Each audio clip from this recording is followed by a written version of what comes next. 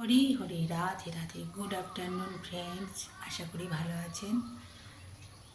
একটু গরম আছে কিন্তু আবার ফুরফুরে বাতাস দিচ্ছে। বিউলির ডাল বানাচ্ছি। গোটা সবুজ বিউলি পরিমাণ মতো নিয়ে ভিজিয়ে রেখেছিলাম, তারপর ভালো করে জলে ধুয়ে নিয়ে প্রেশার কুকারে পরিমাণ মতো জল দিয়ে সেদ্ধ করে নিয়েছিলাম।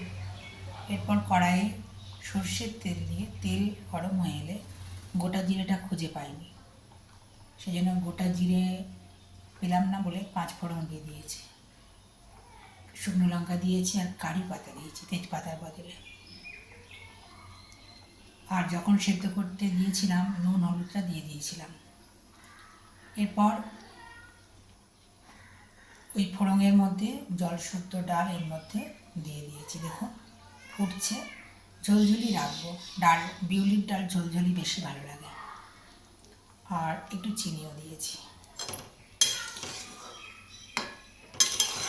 হরি হরি, রাধে রাধে।